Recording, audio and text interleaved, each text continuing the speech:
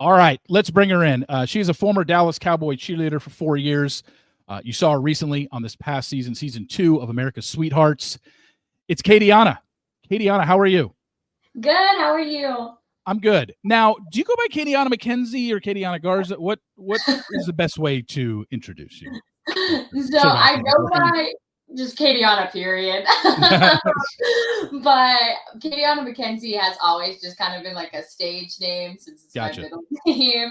But my full name is KayDianna MacKenzie Davis Garza, and that's just a mouthful. So we just KayDianna MacKenzie. Gotcha. Do your nickname KD? People got to call you KD, right? Yeah, K and a D. That's it. All right. There is so much to get into. Obviously, anybody that has seen season 2 of America's Sweethearts knows that episode 7 is where you kind of make your presence known. For 6 episodes, I didn't know who KayDianna was. And then they finally reveal who you were, and there's a lot behind it. But I want to kind of start at the beginning with you, because I want people to know. We have people that didn't even watch the season, because there will be people watching this right now that have no idea about America's Sweethearts, have never seen the season, and some that are probably diehards. So I just want to introduce people to you, and I want to get a little background on you. Clearly, you are somebody who has danced from an early age. Are you somebody that was, as you were growing up, I mean, did you grow up in Texas, and was it a lifelong goal of yours to be a DCC one day? No, not at all. Okay. So dance kind of came into, it was definitely like a God thing for me, because dance came into my life from a talent show. My mom always put me in like the recreational classes that every mom puts their daughter in, just ballet, tap, jazz, when I was about 2 years old. And it wasn't anything serious. I was more of a soccer gal. And I actually lived in Indiana for the first 5 years of my life. So I came down to Texas when I was 6. And my mom just like randomly put me in my school talent show. And when I was in about 3rd grade, and someone in the audience actually danced at the studio I started at. And it was a mom. She's like, "You got to get her in my daughter's dance class." And the rest is kind of history from there, of just like starting the journey of a competitive dancer. But to touch on your question of if this has been a lifelong goal of mine, no. When I did go to the studio, our dance director's daughter actually at the time was going through the process of auditioning for DCC, Dallas Cowboys Cheerleader. And everyone in the studio was like in awe of her. And this little girl from Indiana was like, "What's going on? Why are people looking up to you so much?" And I didn't really realize kind of the big hype around it, because I didn't grow up in it. But I definitely will say she's probably part of the big reason of why DCC kept with me, because she came up to me at a really young age and said that she saw me as a DCC one day. And of course, as a 3rd grader, you're not thinking like, "Wow, what a compliment." But now as I'm older, I'm like, wow, she really did just kind of sow a seed in me in that day. And from there on, God kind of just like led me to DCC, but it wasn't something that was like a constant table conversation with my parents and my friends. Where did you go to college? I went to Texas Christian University. Go Frogs. Go Frogs. There you go. I went to SMU my freshman year. And then I transferred. Yeah. Go Stangs.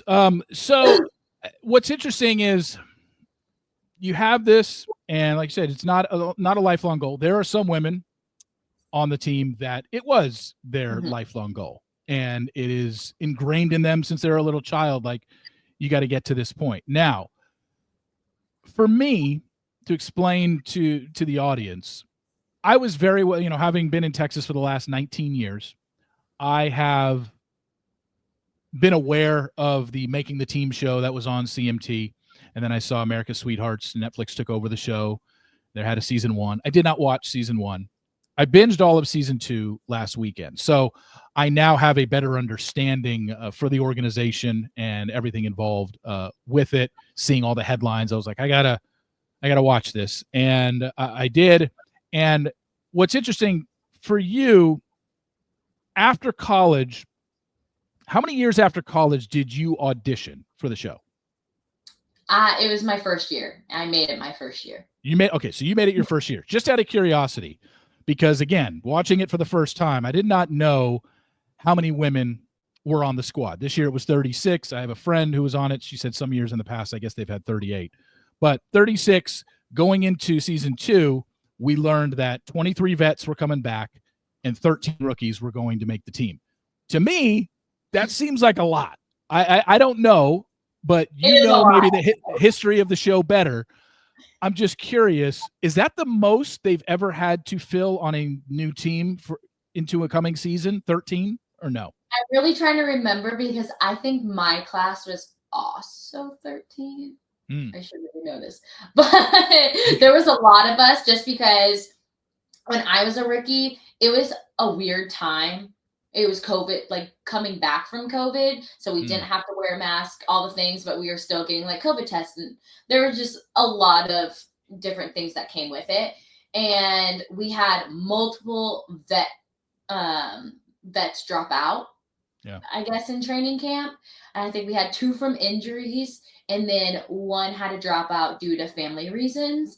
And so our number just kept on growing. So I think we were 12, pretty sure, and they were 13. I'm not for sure if that was the most in history, but it's a you can go into auditions and training camp knowing that you need 13, but it's possible vets could drop and or not make the team, which then increases how many rookies end up making it, correct? Yes, correct.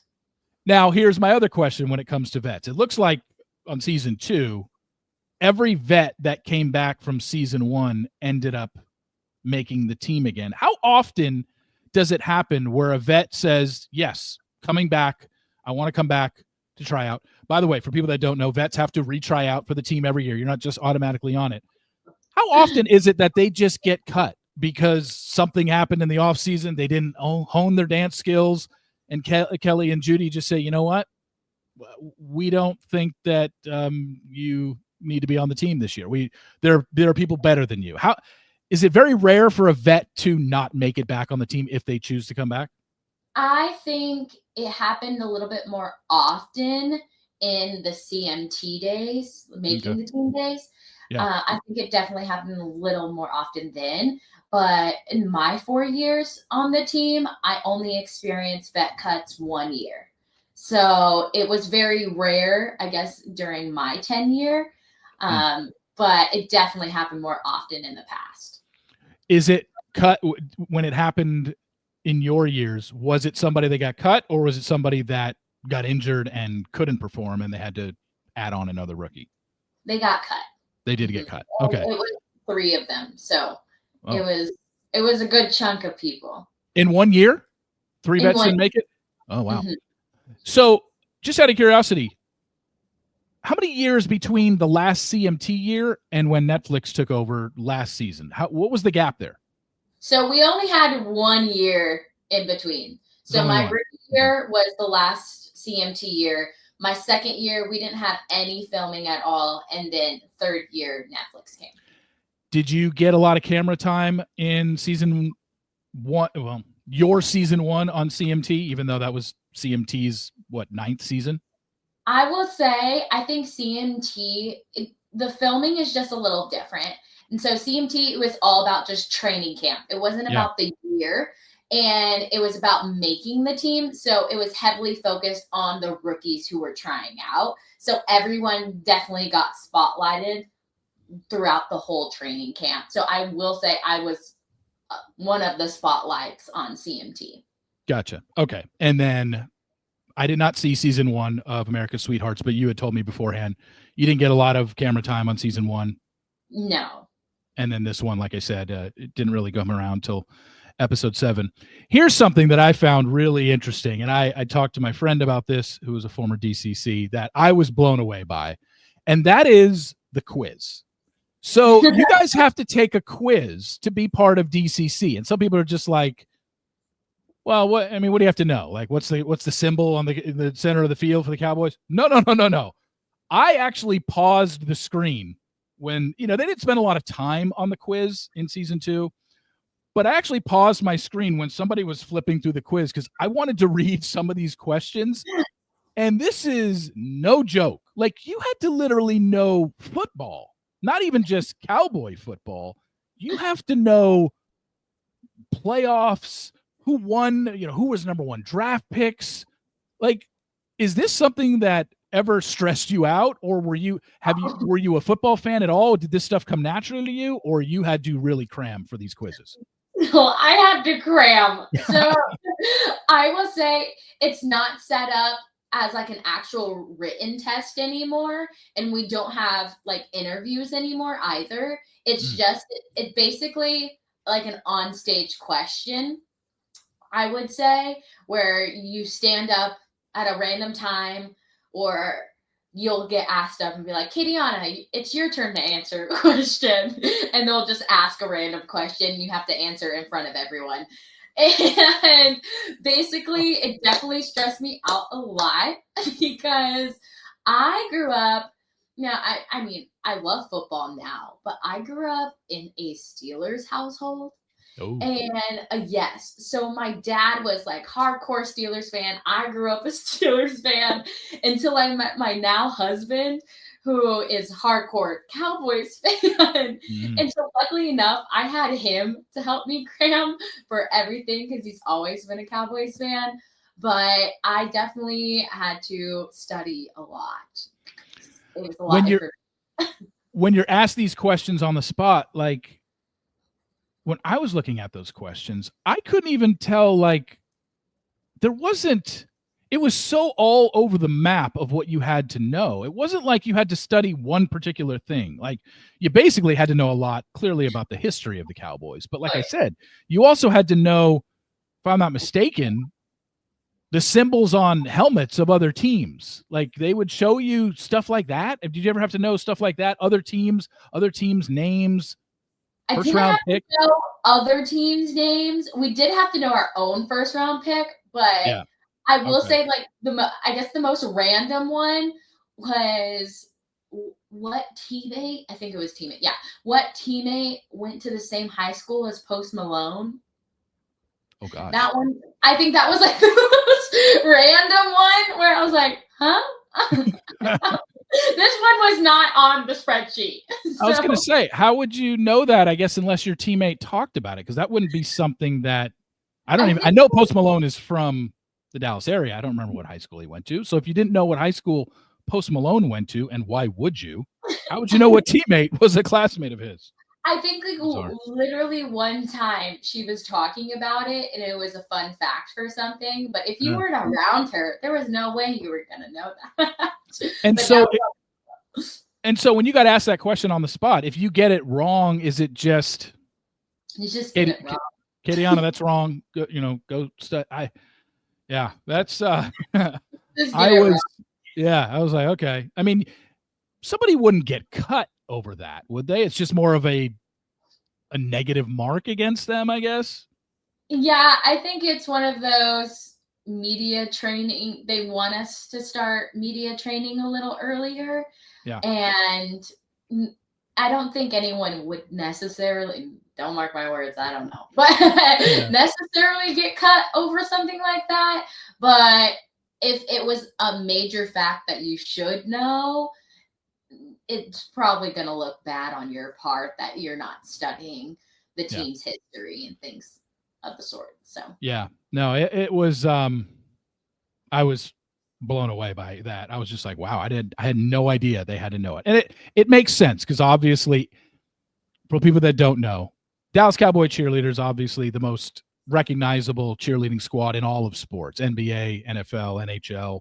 You're bigger than the Stars, you're bigger than the Mavs dancers, especially here in Dallas. And then you just go across all sports. It's the most widely known cheerleading organization in America.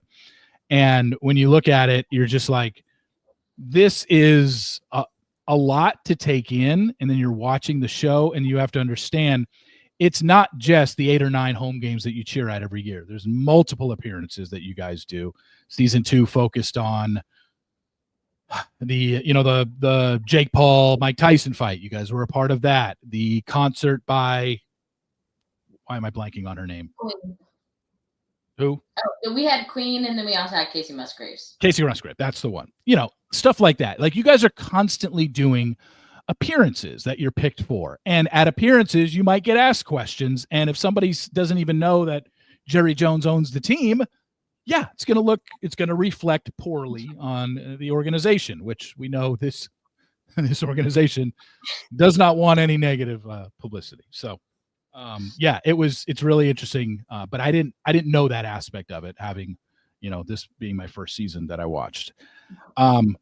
So you get into dance, you make it your first year.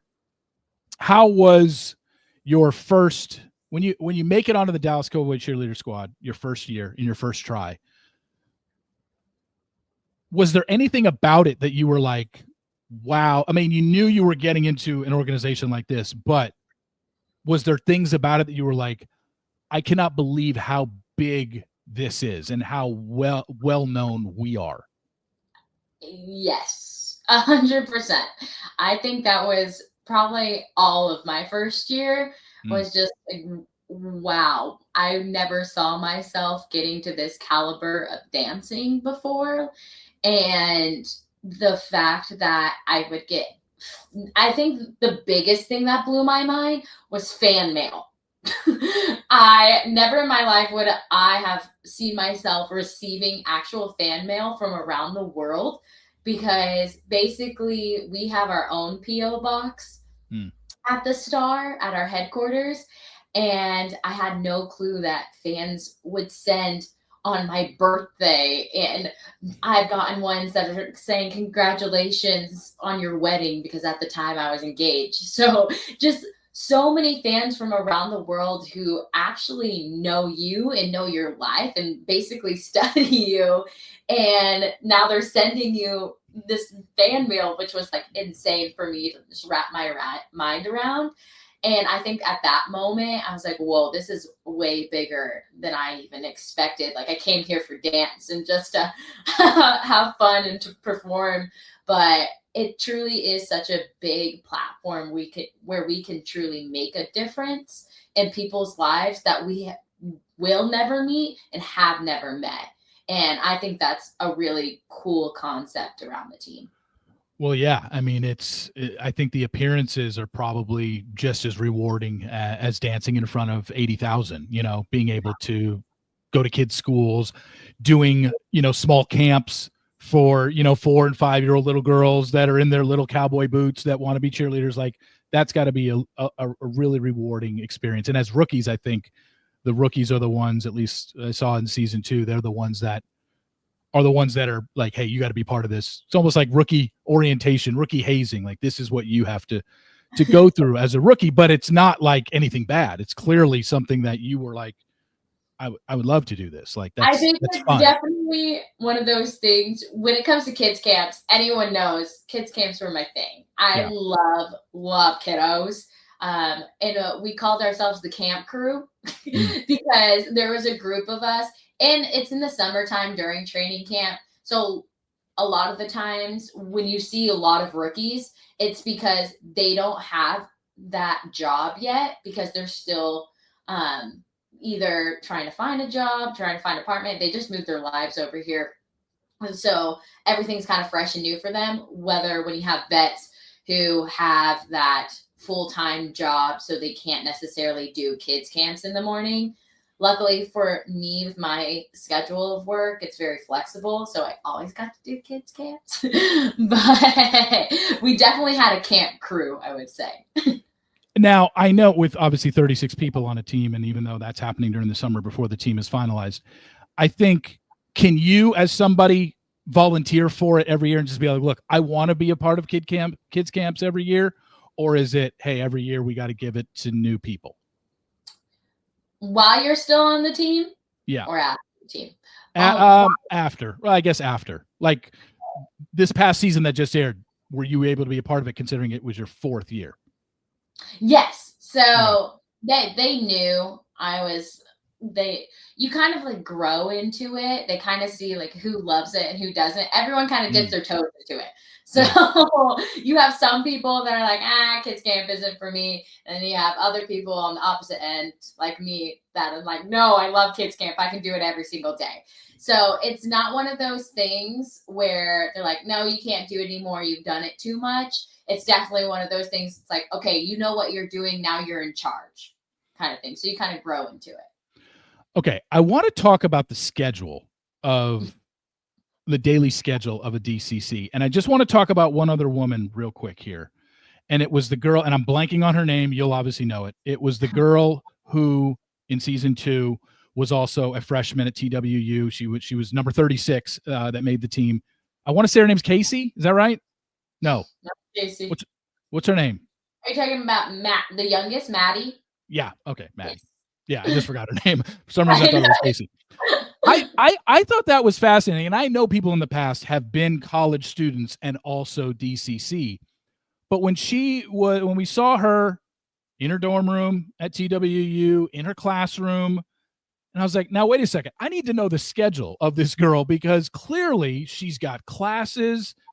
TWU is a good hour from Frisco, 45 minutes to an hour. What is your practice time schedule during the season? And I guess Maddie would have to basically make her class schedule to have all classes done by, I guess, 3:00 every day as a freshman, and then get in her car and drive to Frisco because she clearly was living on campus. She wasn't living in Frisco. She was living at TWU. So what is the schedule Monday through Friday and even into the weekend of a DCC? So everyone's schedule is going to be definitely different. But when it comes to training camp, you always have to have those allotted hours of, I would even say 6 to 10. We only practice 7 to 10, but especially if you're a rookie, you're going to want to get there an hour early. So I would say 6 to 10 is going to be your allotted time of practice. Mm-hmm. And then if it's training camp, as I said, everyone's schedule kind of differs. So for me, since I was part of the camp crew, you would have camp you have to be there from 7:30 in the morning, 8 in the morning, all the way until 3:30 p.m. You would go home really fast, grab some food, and then come back for practice. So that was kind of my summer schedule. And then you also have appearances in between. So there are multiple businesses, especially with Netflix showing more exposure of us as a team. Yeah. We definitely received a lot of different opportunities throughout the year and more opportunities, which was super, super fun, but made our schedule even more packed. So you would have those on the weekends. Sometimes it would be actually during training camp. So a group would be performing while another group is going to practice. So there's just so many things in the summer that you're doing. And then I would say going into season, it kind of stabilizes out a little bit more, and you're just heading to either, for Maddie, your classes are going to be in the morning time. And if you have a full-time job, those are going to be in the morning time, all the way until 3, 4, whenever your scheduled hour is, and then back into your 6 to 10 of practice. So 6 to 10 is always basically going to be there. But I say that everyone's schedule differs because you can say yes to an appearance or you can say no to appearance. So I could have a packed week because I said yes to all these appearances, but a girl who's at work, maybe she'll only have practice that whole entire week. So it differs. Okay. So yeah, the schedule, meaning practice time, was always 6 to 10 every night, Monday through Friday, talking about in season. Once the season gets going, 6 to 10 every night. So as they focused on and was a major part of season 2 was the fight for more pay. And these women, all of you, pretty much had to have another job to live and make a living. And so yeah, your jobs would have to be in the morning. So you would only miss appearances, but you couldn't miss a practice because your job worked. Oh, I'm working 4 to 10 at night tonight. No. This is your. No. Not even if you're sick. If you're sick, you're showing up to practice. Okay. Right. So I want to go over the timing of season 2 because so I'd say the first 5 episodes were auditions and training camp. And then when it got to around episode maybe mid 5 and then episode 6, then it kind of covered things that happened all season long. And it would skip around to the Christmas performance, and they didn't really focus on the Thanksgiving Day performance last year, which is kind of surprising because that's Charlotte Jones's big thing every year. She brings in the talent. Who was the Thanksgiving performer last season? Lacey. Okay. That's right. It was Lacey. So, and I was shocked that they didn't really, I thought they would do like a good 10 or 15 minute segment on the performance that you have to put together for the halftime show on Thanksgiving Day, which is always a big thing for DCC. They didn't, but they were kind of skipping around and saying, okay, I mean, they started with game 1, the preseason game and whatnot. And then all of a sudden they're kind of all over the map. And I want to now get to your involvement in the show this season and kind of what went down. If anybody that watched the show, in episode 7 focused on a major thing.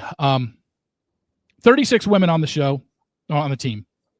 And it's basically 4 groups of 9 women that are positioned in the 4 corners of the stadium on game day, right? And each one of those group of 9 has a group leader. And one of the group leaders this season was a woman named Shondi. And they focused on her a lot in season 7. You kind of knew something was coming just by the way her edit was going. And before I sat down and binged the show, I had heard the rumblings of what happened to her. I think I saw the headlines and read the story, but I was like, I need to know a little bit more about this. Either way, here's my question about the Bahamas in terms of timing. When in the season did that happen? Halfway through? So they didn't explain it. I was like November, basically. November.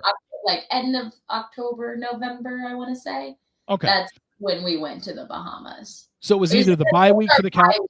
It was their bye week, and it was the bye week and not a road game for the Cowboys where you didn't have to worry. It was actually, or was it a road game? I think it was a road game because right when we got back from the Bahamas, so I think it was both bye week and a road game, because when we got back, we had a performance at the stadium that next day. And that only happens when it's an away game. You had a performance at the stadium? The next day after we landed from the Bahamas. What kind of performance was this that wasn't at a game? What was going on at AT? Oh, there was an event at AT&T. Yes, there was. We have watch parties during away games, and those are at the stadium. And so sometimes we'll perform at the watch party. Gotcha. Okay. So for those that don't know, the Bahamas is this an annual trip? Because a friend of mine that was a performer in the past said, yeah, ours was at the Gaylord. Now, she hasn't cheered there in the organization for 15 or 17 years, but Bahamas is going to the Bahamas for basically a refresh and reboot, I guess is what it was called, is a lot different than going to the Gaylord, because the Gaylord is basically right down the street. What was season 1's refresh and reboot thing? And how many years has this been going on where you go out of state for a refresh and reboot? I think so. Refresh and reboot honestly started with our 2 years ago. It only started 2 years ago. My first year, we had calendar still, and that was basically like our big trip. That was your trip. We would go to Mexico, have calendar, all of that. Second year, where did we go second year? We may have not gone anywhere second year. No, we still went to Mexico. Where did you go for your calendar pictures? They stopped calendar. Oh, that's why. Okay, that makes more sense. So my first year, it's at the end of first year going into second year. So we went to Mexico, end of my first year going into my second year. Then that second year around, I don't think we had a trip until I technically made it my third year. And that's because they got rid of calendar. So we don't do calendar anymore. But they still wanted us to go on a trip together as a team. and thus started Refresh and Reboot. So we still were sponsored by, I believe, I don't want to get it wrong, I believe it's the hotel itself. And we had another trip. So we got to go back to Mexico. And then this year, of course, was in the Bahamas. Okay. And so this is only the second year you had an in-season trip during a bye or road game week. Yes. Gotcha. And when you say you don't do calendar anymore, meaning you don't do a trip for a calendar? Because I know there's a Dallas Cowboy Cheerleader calendar that comes out every year, right? Yes, there's a calendar, but all of them are uniform now. So there's no swimsuit calendars anymore. Oh, there isn't. Oh, I didn't know that. Okay. Gotcha. All right. So the Bahamas happens, and on the show in episode 7, what we see as viewers is that during the trip to the Bahamas, which is a refresh and reboot, this isn't anything where you guys are practicing out there. It is strictly just almost a girls' trip, a bonding trip. It looked like a hell of a lot of fun, for sure. Right. How many days was it? 3, 4? A week? Wasn't a full. You weren't out there a full week, were you? We weren't out there a full week. It was, okay. I want to say like Monday or Tuesday to that Saturday. So almost a full week. Okay. Almost a full week. Okay. So during this trip, Shondi, who's one of the group leaders, from what we are told to the viewers, is that she brought somebody back to her room, and as part of the DCC contract, you're not allowed to do that. The only person, I guess, people that are allowed in your room are your roommate or your teammates. And she violated that team rule. And that's what is shown to us. So I guess my question to you would be, was what was shown to us an accurate description of what happened in the Bahamas? I think everything that was shown, correct. It's the facts are there, but also, of course, it's a television show where you're only seeing this much that happened. And I definitely will say, when it comes to the bringing a guy in against contract, basically it doesn't in fine print say don't bring a guy into your bedroom. It's more along the lines of just safety. Yeah. And not letting people know location. And I think when it comes to that of what was shown in the show, I guess, all the facts are there. And an incident like this has happened in the past, and it's out on all the news outlets and platforms as well. So this has happened before. So it's definitely something that we all would know is against the rules. Yeah. And I guess my question would be, this is somebody clearly that she happened to meet in the Bahamas. This isn't somebody that she brought. It was a person that she somehow met. And I was just curious because it just seemed like everything down there, you guys all did as a group. Not to mention there's Netflix cameras, I would think, following you guys everywhere. How does something like this even happen with the show being filmed and she off on her own meets somebody out in the Bahamas? How did it happen? I will say to that one, kind of what I said before of you see this much out of everything that's truly happened.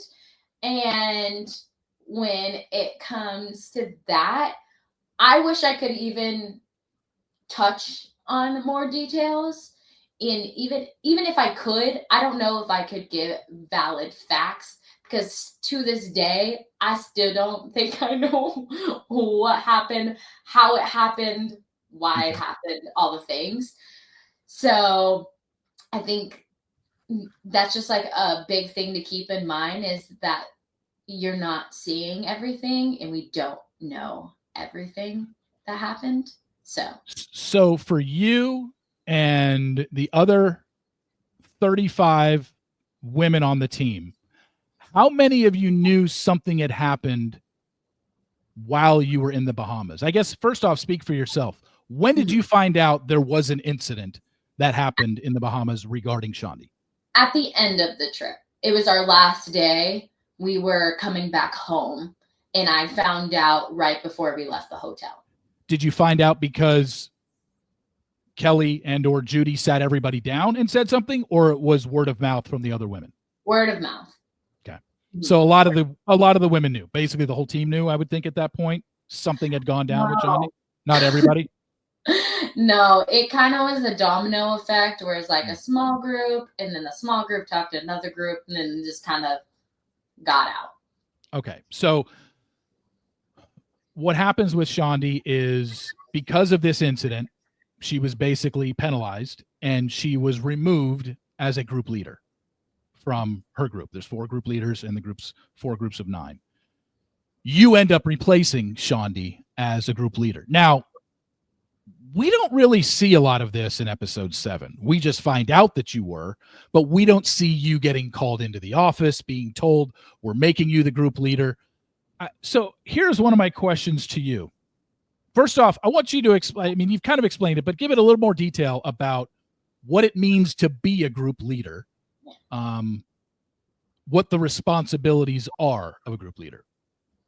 Yes. So I'll say that in a group, you have both a second and a first leader. And I was Shondi's second leader. So your first leader always has like a right-hand man, basically, where if they need any help or the week gets really busy, that you can kind of rely on your second leader to help you out with those things. Also, your second leader is just trying to learn as well throughout the season, because you're basically training to be a first leader, hopefully that next year or in the following years. And so I'll start with that. It was just, I was her second leader. She was my first.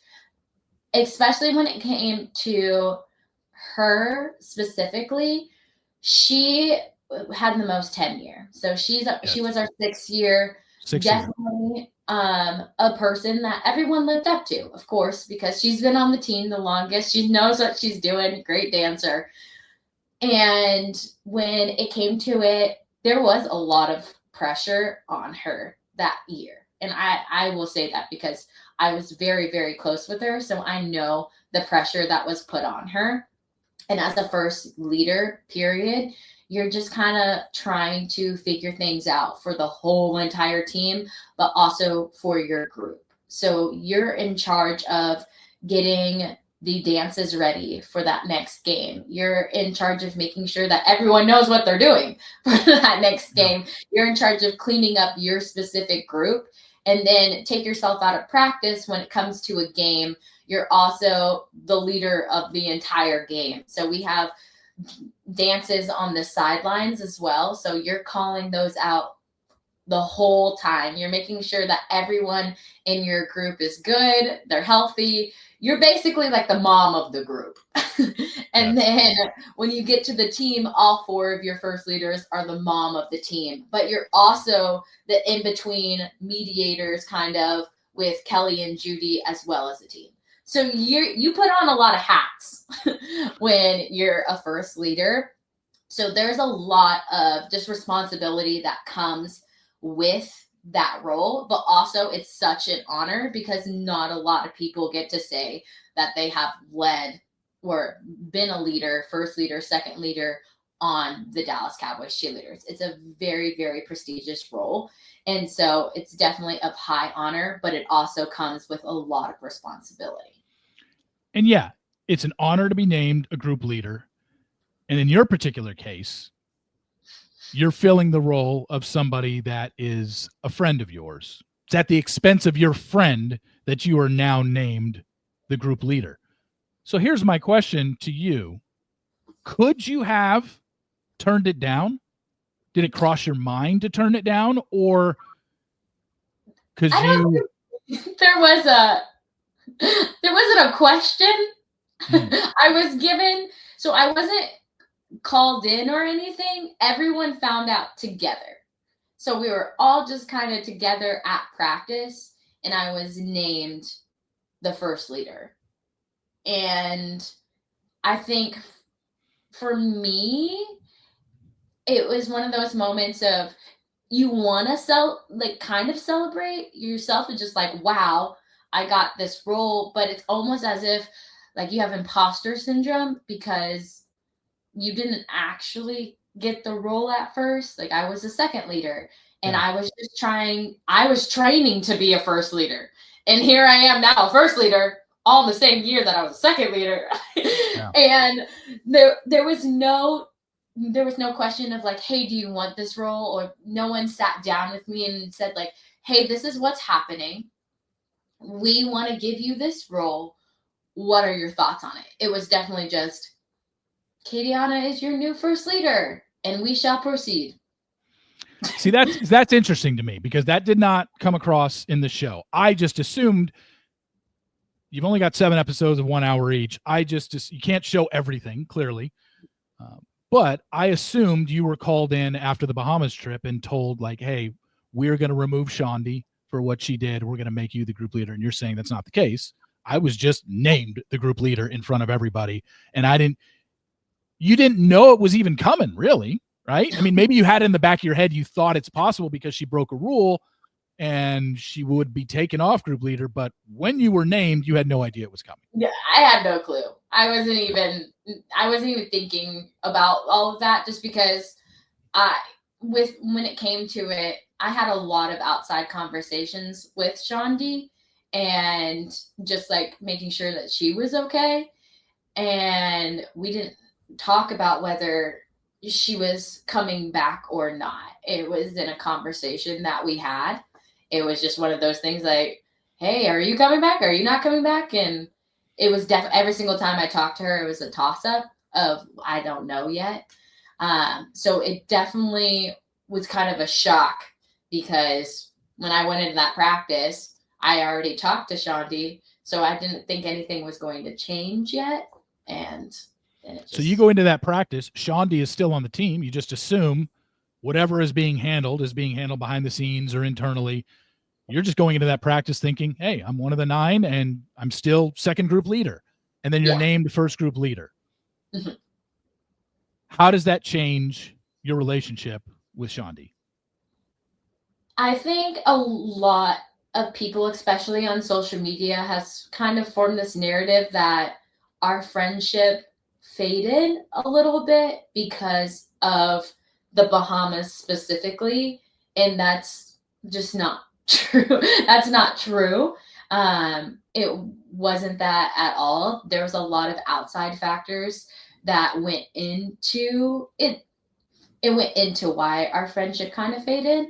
And I think the Bahamas was just kind of just like the straw that broke the camel's back of just, there were a lot of outside things that were going on that kind of led Shondi and I not being as close of friends anymore.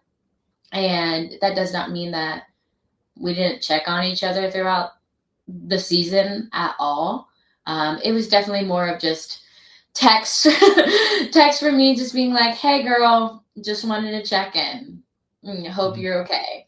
Or like small bus chats. Like if we were on the bus together, like, hey, how's it going? How are things? Just like small conversations like that. It definitely wasn't immediate, oh, you did something bad in the Bahamas, dropping you. Like that's not what happened at all. And I think the weirdest thing for both of us was kind of the dynamic change because no one prepares you for the moment of, first of all, you have your closest friend who also is your leader. You look up to this person, and then she makes a mistake. It happens. Everyone does.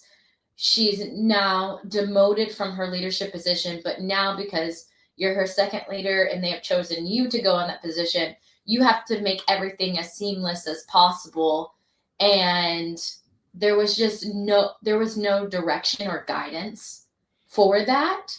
And I remember even just being told, like, if this is going to be uncomfortable for anyone, it's going to be you. Like I was told that. And it was almost like shocking where I was like, okay, but how can I make this normal for everyone? So now I have this kind of responsibility of I'm checking in on my friend. We're not as close anymore, but I want to make sure she still has this decent year because it's her last year. Then I have these rookies who are just coming in who are like, we're just here. Is this normal? It's not normal. And I want to make sure we can make the rest of the season just as normal. But then you also have people bashing you on online platforms and making up their own narratives because they don't actually know the story, all on top of Netflix, who's filming this whole thing, and you don't even know what's going to be put out. So it definitely took a toll on just like our relationship and dynamic per se, but it's not as if we just like stop talking to each other. It's just more of space to let me figure things out and space to let her figure things out as well. At that practice where you were named the group leader, I'm assuming Shondi didn't know that was happening at that time either. She wasn't there. Oh, she wasn't there. Okay. After you're named the group leader and Shondi basically just becomes one of the other 8 in the group of 9 in your group, did she stay in your group of 9? Okay. Yes. Did you sense that she felt some sort of, I know you said there were other factors involved in your friendship, and we don't need to get into that, but from the cheering aspect and leadership aspect of it, did you sense that there was any sort of resentment on her end that you got her old gig and she has to basically not go to the back of the line, but she's not a group leader anymore and they gave it to you? What was the first conversation you had with her after that practice when you were named the group leader? I was just checking in again. Yeah. Because since it was a surprise to me of all of that coming out in that practice, it was just more like, hey, what's going on? Any updates? Are you okay? Because like I said, it was a shock to me and there was no, I guess, warning. And I don't know what was said behind the scenes for her. So there was no like warning for her to tell me like, hey, this is going to happen either. So I think it was just more of that awkward silence where it's like, yeah, okay, I'm pretty sure behind the scenes what just happened tonight. And now I know it was just a conversation of, hey, are you good? But when she did come back, I think like I said, it was more of like we gave each other space to kind of figure things out for ourselves. But I don't think I sensed any resentment towards me or anything like that. There was nothing like that was happening. It was just more of, we weren't always glued at the hip anymore. So I think that's uncomfortable for us in the first place because that's how it was. It was me and her together always. And so I think it was just more of a kind of weird shift than anything, but no resentment. Okay. So one of the things that you've been vocal about in the episode on the show, which we'll get to, and something that you've been vocal about in your Instagram story earlier this week is something you've said a couple of times is you didn't feel supported. Mm-hmm. So I want to ask, in what way are you saying you didn't feel supported? By teammates, by coaches, by everybody? Like, did you just feel a giant weight on your shoulders and nobody was just willing to help you? I definitely felt a giant weight, but I will say that like my teammates were there for me. My teammates were the reason why I probably could keep going throughout the whole entire season. I don't think there was a game where someone did not come up to me and just be like, remember, you're doing a good job. Like, remember, this is not normal. And so I am so blessed and grateful for a good chunk of my teammates who just reminded me of that. When it comes to support, I think it definitely just comes from a staff overview of, I think all of this could have been handled differently and with a lot more care than it did. And I definitely, when I'm talking about support in specifically, I think it's just because, and don't get me wrong when I say I saw a lot of support when it came to them always checking in and with other teammates and them always making sure that they're okay. But I came into this role kind of just given to me, not really know what's happening, not really know what's happening. And every single time that I tried to get that support or try to get questions answered, I wasn't reciprocated any support of just like, hey, I know this is uncomfortable, but we got your back. Or like, hey, what can we do to help you and your group? Do you know how to do the formations? Do you know how to do all the different things that the other 3 first leaders have been doing since summertime? And I'm now, since training camp starts June, so July, August, September, October, November, out, I have 5 months that I didn't experience what a first leader was like. I'm just living the second leader life. And I think that's what I truly mean by I didn't get the support, is I don't think I was communicated with enough of how to go about these things, because it's just a situation that just you never think would happen, I guess. And so that's what I mean by support when it comes to I didn't feel any. It was just more of I didn't get the direction and guidance I believe that I needed to truly be successful for the rest of the season. And I think something that maybe gets lost in all this, because the show wasn't really clear about at what point in the season the Bahamas trip happened, which is why I asked you. You said end of October, beginning of November. I was also under the impression, after watching the show, that once the Bahama incident happened, Shondi was suspended from the team and she never cheered again. That's the way the show presented it to me. But that's not what happened. She only missed 1 game. And I think that is really, really misleading on the part of whoever is in charge of what we're supposed to see as the viewers. But there was 1 game where she did not cheer in game, but then she was back on the team. Do you remember how many games were left? I mean, just going off in my head, if this was November, season end, first week of January, another 3-4 games where you were group leader and she was in the group, was what, 3-4 games? I was a first leader more than I was a second leader. I think I only cheered as a second leader twice. I don't want to get that wrong, but twice, maybe 3 times. And then the rest of the season, I was the first leader. So we had a majority of our season left.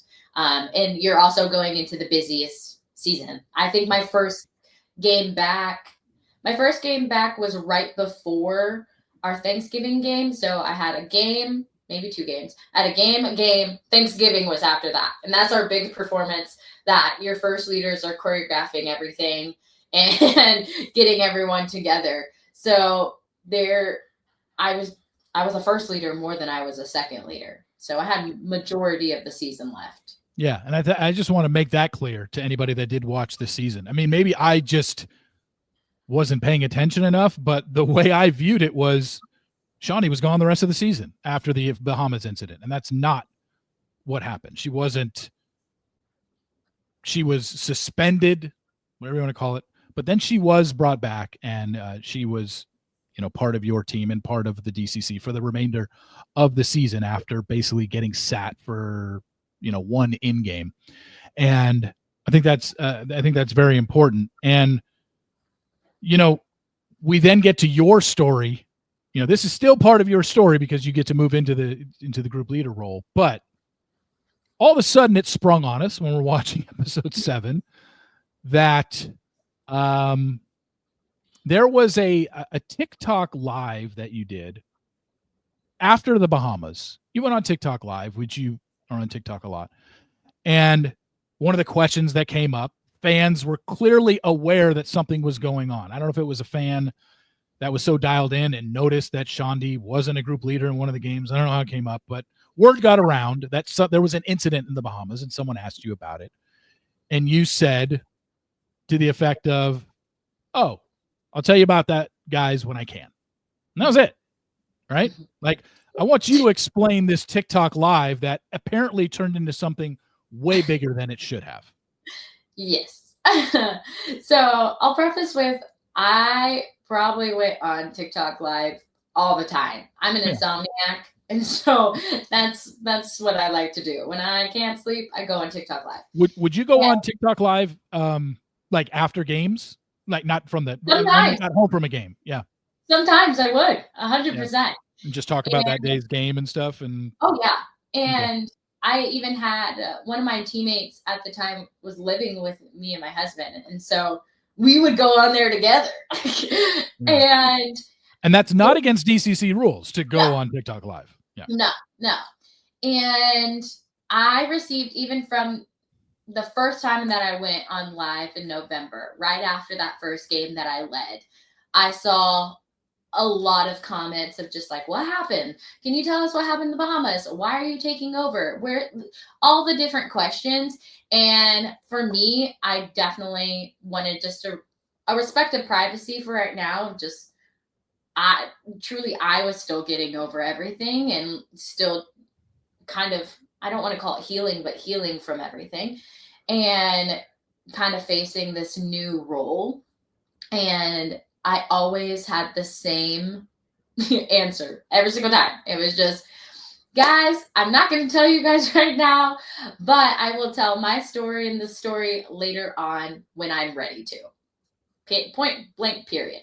And so when it came to this live, I don't really know what was different when I said, and I have the hour and a half live saved on my phone too.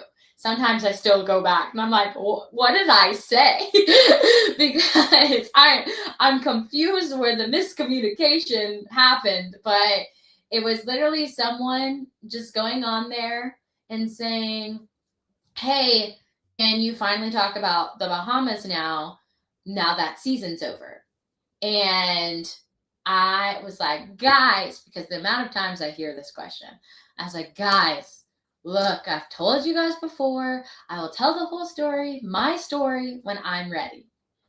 And somehow, in some way, someone screen recorded it and guess wanted to have some fun that night, put it on Reddit, and basically titled it KayDianna Bully.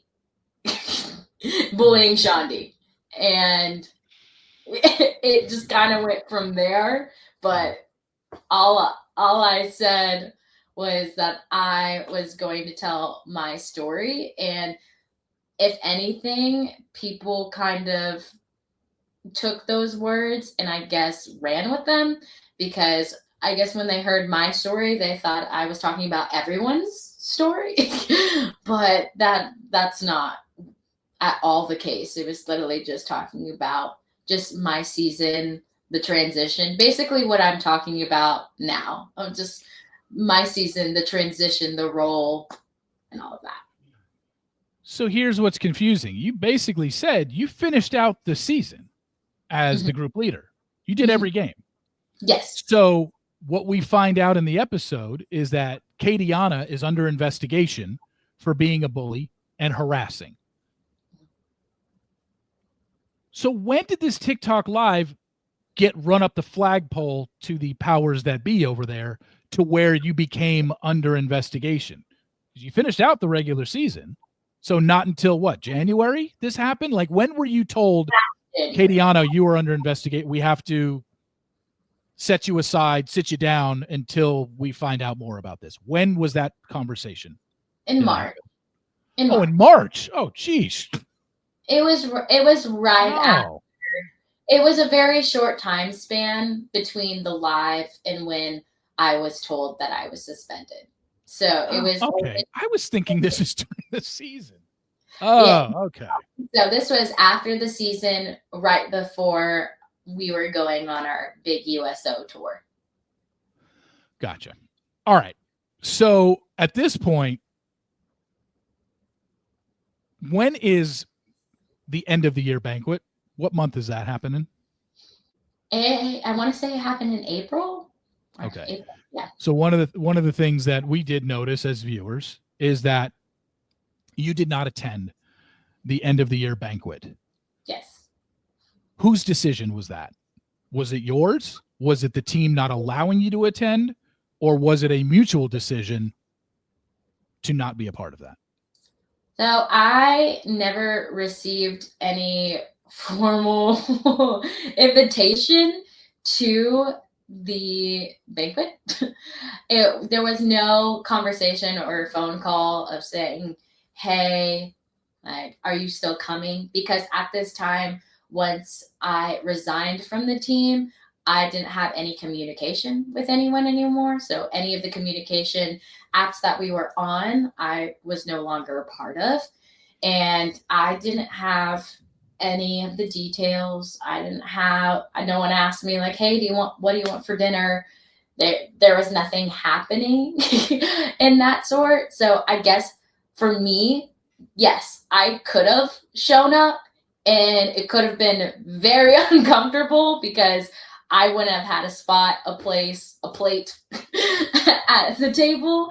And so, yes, it was ultimately my decision not to go, but it was also because I did not receive formal invitation from staff. And I'm assuming you didn't receive a formal invitation because you had resigned from the team by the time that banquet took place. I guess. I'm not for sure. I think that's where a lot of the confusion was. I mean, I had a lot of conversations with my teammates where, of course, they were like, just come, like, we want to celebrate the year, different things like that. But it's also one of those things where it's like, well, I don't have a place. Like, I don't have a spot to sit. It would have been really uncomfortable at the end of the day. And actually, from that night, a bunch of my teammates, they actually came to me after banquet and they spent time with me. And so we celebrated in our own little way. That's great to hear. And I guess I want to ask you, I would think that's a really big, even though you weren't on the team anymore and you had resigned, still to relive the memories of that year, even though it was a tough year for you, I would think that's a pretty big thing that I think every woman on that team wants to attend and looks forward to every year. Yeah. So were you disappointed that you did not go and didn't invite yourself? And like you said, you might not even have a plate, or were you disappointed that you could not attend the end of the year banquet? Yes, I was very disappointed that I couldn't, because I mean, I still went through I was proud of myself. I was proud of the team because we all went through a hard year together and we got through it together. And so of course you want to have that moment together with your team and just celebrating what you guys did accomplish. And I think what hurt the most was not only just not getting that formal invitation, but also re-looking at the show and seeing that I wasn't named as a leader, almost as if I didn't even exist that season, where it was almost like, okay, well, she's not going to show up. We're just going to kind of erase her from the narrative. And I think that kind of hurt more than anything. I still went through the year. You guys gave me this really difficult role and position, and I still did my best to my ability, and like I believe honored the organization in the best way that I could with what I was given. And for the last 4 years to end in that way of just not even them being able to like say my name was definitely hard to look at after everything happened. And then of course relive it again. So I think that was probably like the hardest thing to see. Yeah, no, I could tell that it was. And, you know, when I look at the show and, you know, I saw how it aired and it went down, and then the way it was presented of how you left, because I don't know if they did this on Making the Team. And they probably did it in season 1 of Netflix. But I don't know if it's actually a thing where, or if they're just doing it for TV purposes of to let Kelly and Judy know if you're going to be on the team next year, if you're going to try out next year, you walk in and you present your cowboy cheerleader, and if you're coming back next year, you put it on the left rack. If you don't, you put it on the right rack. You're retiring. You're hanging up your uniform. We didn't see you do that, did we? No. We get just head coach Kelly Finglass saying there was a conversation. I don't want to misquote her, but it was essentially, we had a conversation with KayDianna. She didn't happen to agree with George. I can't remember if Kelly said she told us she didn't feel supported. We were taken aback by that conversation. She decided not to return. We're surprised by that. That was roughly it, right? Is that what was shown to us? Basically, it was we had an honest conversation, and it was her decision to leave. Her decision to leave. What can you say about your decision not to come back? First off, I want to ask, were you planning on coming back for your 5th year if none of this goes down in the Bahamas? Yes, I was planning on coming back for a 5th year.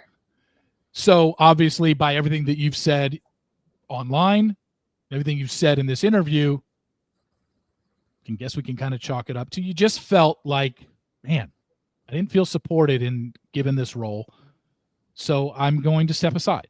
Is that basically the reason you've chosen not to come back? It wasn't just this year. I will say, I think there were a lot of things leading up to this year where I kind of just overlooked it because I loved what I do and I love my teammates. And like we've talked about, you can't get any better than this organization. And so I overlooked a lot of conversations that I have had in the past, and like the feelings that I've had, I've just pushed aside. And so this year was just kind of eye opening for me. And so for me making this decision, it wasn't solely based on year 4 at all. I mean, it definitely not helped, but definitely played a part into the resignation. But it was one of those things where I was already questioning going into my 4th year and like, oh, is this going to be is this going to be it? I don't know if this is going to be it. This is going to be it. I don't know. And I mean, that's a big deal because I had family things that I was going to have to miss due to trying out for another year. And so I think for me, leaving and resigning was just to show myself that I have to advocate for myself, and I can no longer kind of be this doormat to let people kind of step all over me and be okay with it. Because I know not just in this specific organization or in the specific job that this happens. I know it happens everywhere, because now with me speaking out on social media, I've received so many more messages than I want, but so many messages of just like high schoolers saying that they're going through the same thing, that they have been walked all over because they're in a certain leadership position and things are being placed on them, pressure being placed on them. And it's crazy to see. And so I think for me stepping away was finally putting myself first and saying that you deserve more and you deserve better. And you can find somewhere out there that will respect you, that will listen to you, and that will value you, because I wasn't feeling like those things were happening anymore.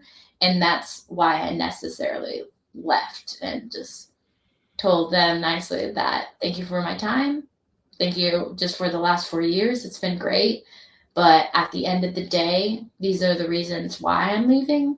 And that was that. So that's why I really left.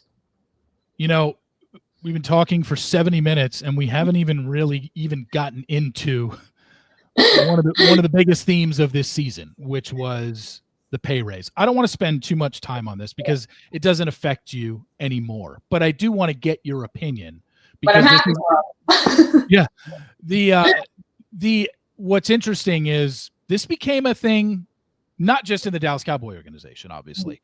Anybody that's followed sports, how these women that are a part of any of the cheer organizations for major sports teams basically are dedicating, like you said, 6 to 10, Monday through Friday, every night, and making peanuts on this. Like you're just not, for this much time dedication, you're not making anything, certainly not a sustainable living. And for that many hours that you have to put in, pretty much everybody on the team had to have a second job, some even third and fourth jobs to pay their bills. Yeah. So I'm sure that you're happy now that there was a $400 raise now given to the Dallas Cowboy cheerleaders going forward.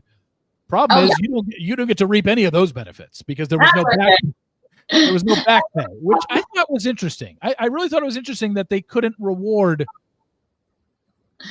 the Jadas of the world who fought for it like she did in this season, and they get nothing for it because it's only going forward. But that's a completely different conversation for another day. But where did you stand on your 4 years there? Did that play a role in, hey, I'm dedicating a lot of time, and like you said, you do have another job. Did that play a role as well as one of the roles for you to step aside of DCC? No, luckily enough, I have an amazing husband who will go to the ends of the world for me. And so he definitely has just pulled his weight when it comes to finances. And I'm lucky enough for him to just support my dream in that way, where I could just solely focus on DCC, but I know others aren't as lucky and they have to do everything on their own. And of course I have jobs, and I had 2 jobs during DCC just because that's what I love to do. I loved coaching. And so that is something that I did, but it wasn't like I had to get up and it was my 9 to 5 job. I didn't have to do that. So it never played a part in me leaving the money aspect, but I am very, very happy that it's finally happening, that the hard work of just us having multiple long conversations just about how we're going to fight this and how we were going to get the contract like actually to what we deserve, because it is a huge organization, especially with the exposure of Netflix. It just kind of skyrocketed. So I'm so happy that we put our foot down and just fought for what we deserved, and it paid off, and I'm very happy for them. Well, as a viewer, I was happy for you guys, and I hope this happens to every other dance team of an NFL team. I don't know if it has been a league-wide thing. I think it should be some sort of a union. I think you should all make the same amount, which is a livable wage on this. And I don't know if that is ever going to happen, but all we heard was a 400% increase in pay for this current iteration of the Dallas Cowboy Cheerleaders for the 2025-2026 season. I don't think you can get into dollar amounts. It's not a big deal. I know people are probably curious of what you made before versus what they're making now. I've heard the numbers over the years. It's embarrassing, to be honest. I mean, it is literally embarrassing of what you make for the amount of hours that you put in. And it was really disheartening to see staff's side and their take of essentially, well, if you don't want to do it, that's great. We've got women lined up around the corner that would take your spot in a heartbeat just because they've grown up their whole lives wanting to be DCC, and it's not about the money. And look, I understand where they're coming from, but how can an organization that is the number one valued franchise in all of sports, not the NFL, in all of sports, and not in just the U.S., all of the world, underpay one of the most, if not the most recognized cheerleading dance squad in all of sports? Like, it never computed with me. When I heard the stories, I was like, that's embarrassing what they're making for the amount of time they put in. And definitely one of those things where you kind of have to step back, just because everything is an honor. That whatever you get to do is an honor. Whatever job that you love to do, you're like, wow, I'm so blessed I get to do this. But also there's weight and value that comes with it. So if you're looking at a football player, for instance, if you see their value, you're going to give them more because they work hard, they're bringing your organization more, and they're making a name for your organization. Without them, you don't have that. And so of course you keep paying them more. So I think for us, it was like, what's the difference of, you got 36 girls who not only had one successful show, but 2 successful shows now. We're not just known here in our country, we're known worldwide. And so, and a lot of the times when we went to appearances, people would literally ask for us and not the football team. If we were on any appearance with the football players, I have gone to an appearance where they're like, hey, can you actually take a picture of us and the cheerleaders? Like, it's it's one of those things. And so you kind of have to just step back and be like, look, we're not spoiled brats. We're not asking for what we don't deserve. We're asking just for what we've worked for, what we've worked really, really hard for. And so I'm really, really happy that they finally heard and are. Yeah. Have you heard if this is kind of caught on league wide with other cheerleaders? I have multiple friends in different franchises. Yeah. And we've talked about it a little bit, but I think it's definitely started conversations in other places. Yeah. But I think it's gonna take a lot, just because, I mean, look how long our team's been here, and of course there were little tiny baby steps of changes to getting better pay, but not to the caliber of where they're at now. Yeah. And I think it's gonna just take a lot more to get it just nation spread of different teams, and it's going to take a lot, but I hope it happens. I pray that happens, because they all deserve it as well. And it's understandable, because like you said, you've had 2 seasons of Netflix. The DCC is known nationwide, and not to put down any of the other NFL franchises cheer squads, but you know, the Carolina Panthers cheer squad is not known nationwide, and people aren't clamoring for them to show up at appearances and stuff like that. Or, you know, the Chiefs. I mean, maybe the Chiefs have been a little bit bigger because they've been better and they've been a dynasty. They've been to a Super Bowl, so. Yeah, exactly. You know, but I understand, because you guys can now say, look, not only are we DCC, which is the most known, we've had 2 successful seasons where millions of viewing hours have been put on to watch us on a Netflix show. And Netflix is obviously the biggest streaming platform out there. So it seems like it made sense. Couple other things that I want to end with. I appreciate the deep conversation, and I want to talk about a couple kind of fun things here to kind of end this, because I know it got a little serious there for a while. And obviously the Bahamas trip was a major sticking point of, you know, this, I guess season 2 was had a little bit of a darker side to it when we watched America's Sweethearts. But a couple fun things I wanted to end on. The Thunderstruck viral dance. I couldn't scroll through my TikTok without every third video, some rando at home trying the Thunderstruck dance. So I guess my question is, did it start because of season 1 on America's Sweethearts? Is that what started it? Because I didn't watch season 1, but now looking back, it was like a year ago was when I started seeing. I was like, why is this showing up in my feed constantly? And then when you watch one, the algorithm catches that you're watching it, and you're like, okay, so that's what it was. Yes. So season 1 came out.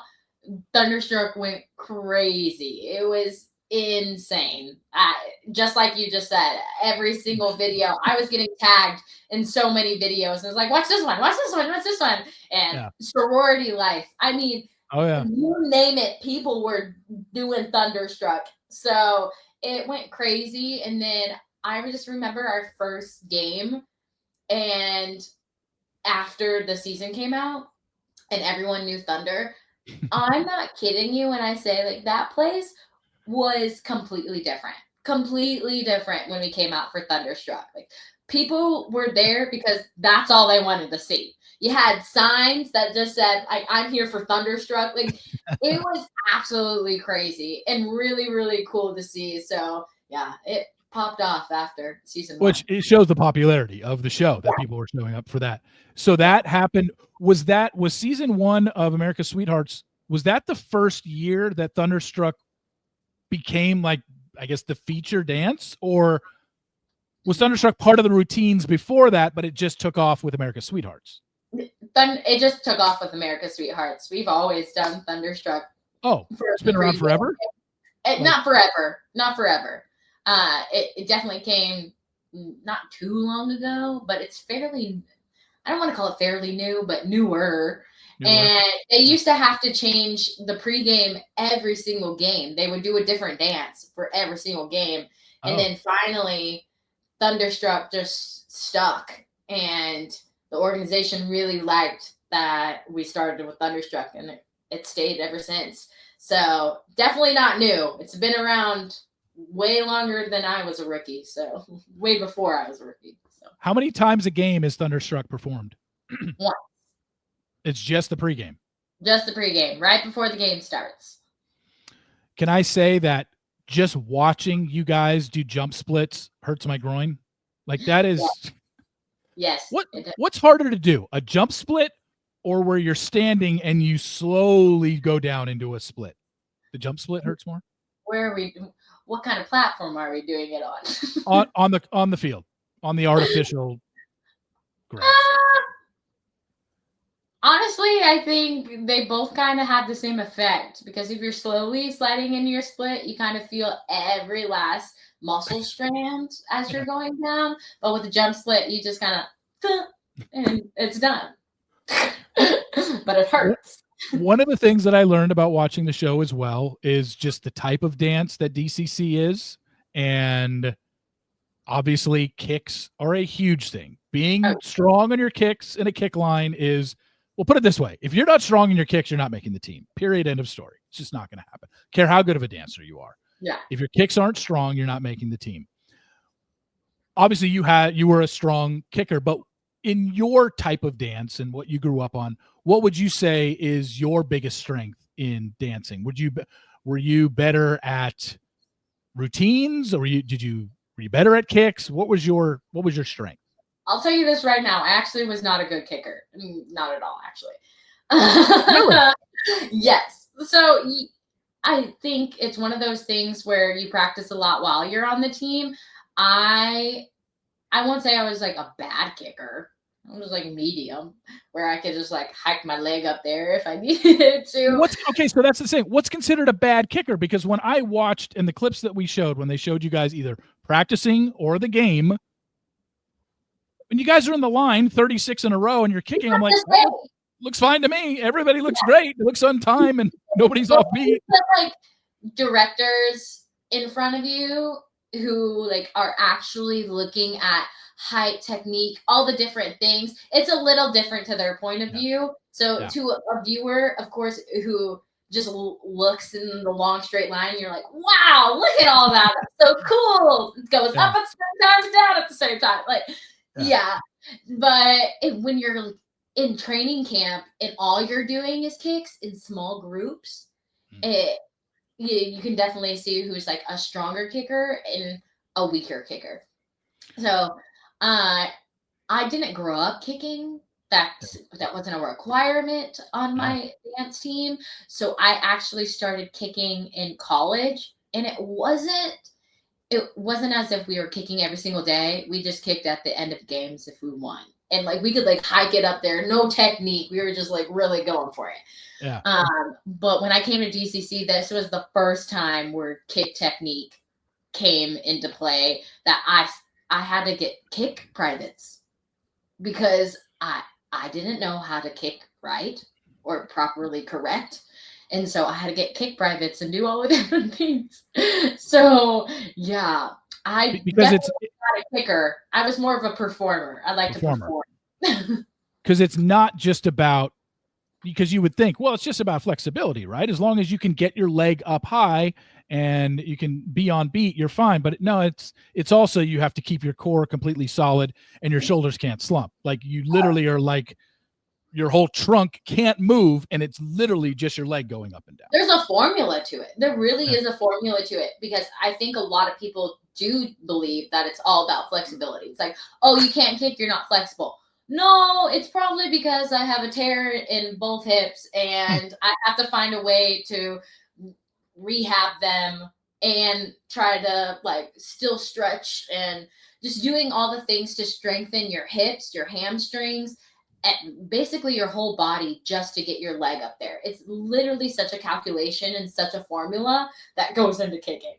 Yeah, no, it's incredible to watch. And like you said, as I watch it, it was just like, I guess when you were in the groups, I could kind of see some weren't as strong, but it's not like some girl could only go parallel to the ground and everybody else was going up. Like, yeah, it's minor when somebody said, when you call yourself a weak kicker, it's minor. You can still get your leg way up there. It's just not.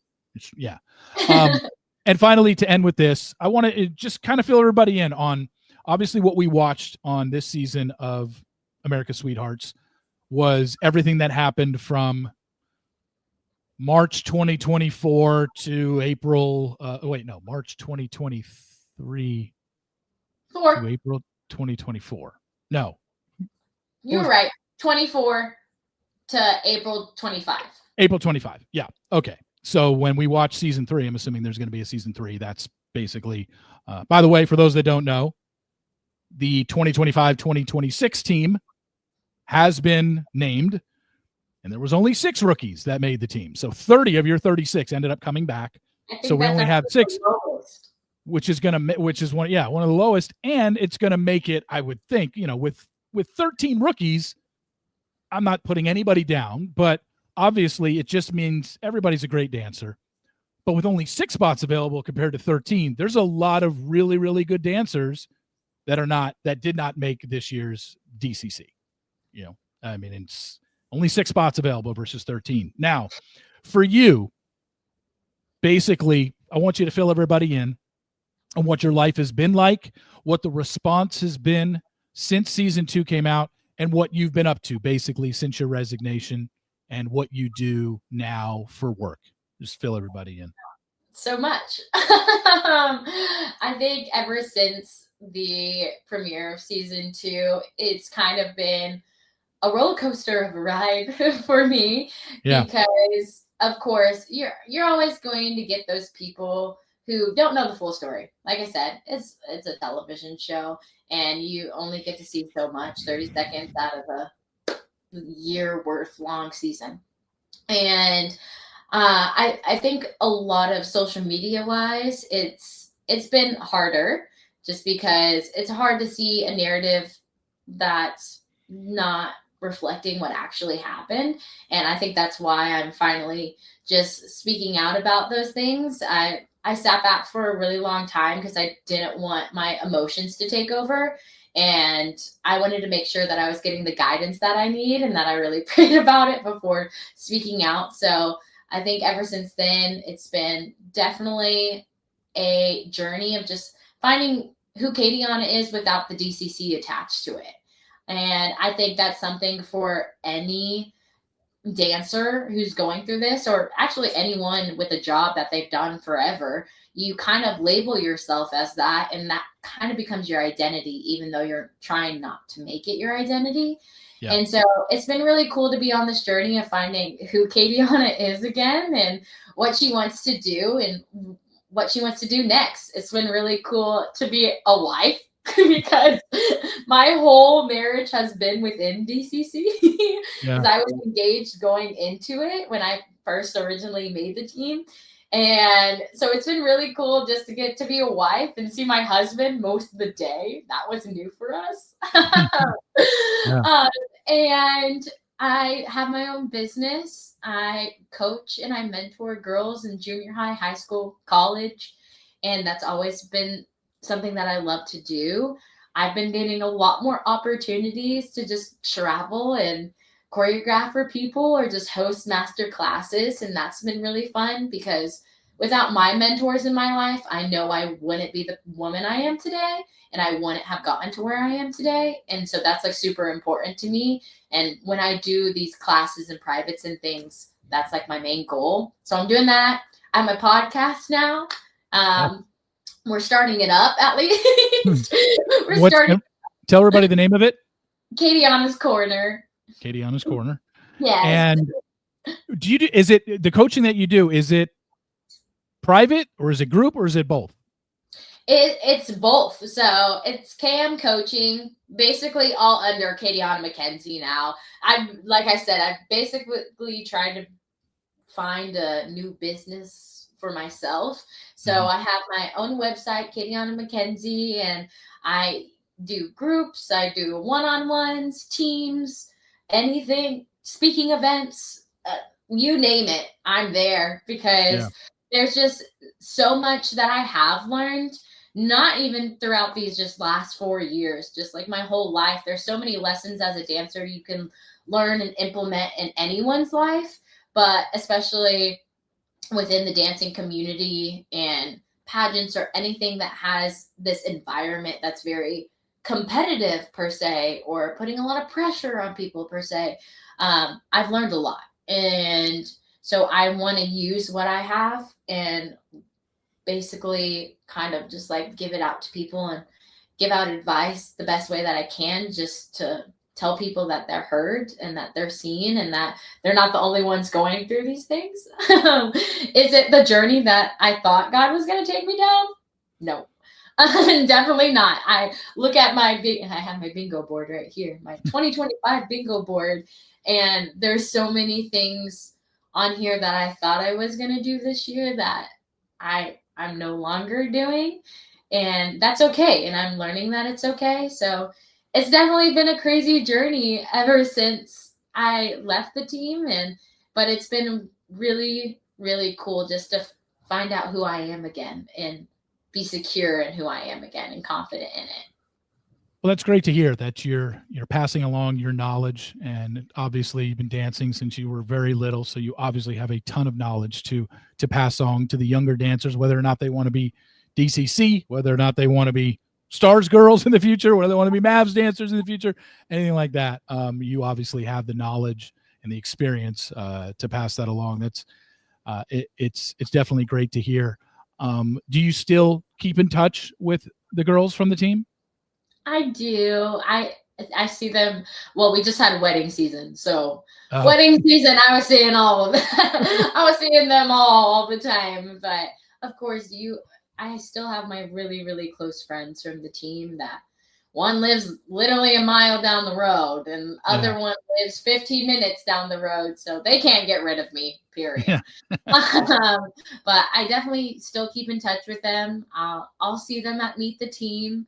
I still want to support them in everything that they're doing. So I'll be going to Meet the Team with them and just cheering them on. It's going to be weird being on the other side, but they made my experience what it was. And I couldn't have done it without them. And so I want them to know that I'm still there for them, still supporting them still.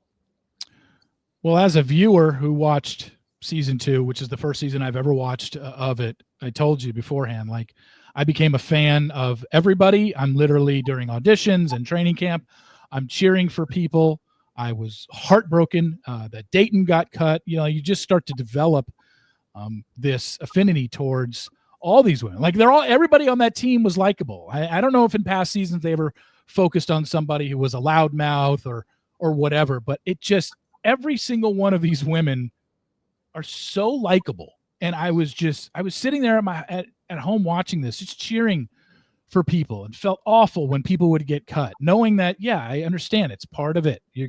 Not everybody can make the team. I get it. But just all seem like genuine people, and an experience like this, the amount of hours that you spend with these women over the years, 4 years, like you said, practice 6 to 10 every night. Like, you can't form lifelong bonds, or it's impossible to not form lifelong bonds with, not everybody. You can't be friends with equal friendship with the other 35, but it's just impossible. And, just watching it, it's a really interesting side of cheerleading that I don't think people would understand. And whether or not you're an NFL fan or whatever, I think watching this show really shows a side that, and it brings out a side of a lot of these women that, you normally wouldn't know. You would just see them as faces on your screen, and maybe see them in the background cheering at a game. But, it was really interesting to watch. I'm fascinated.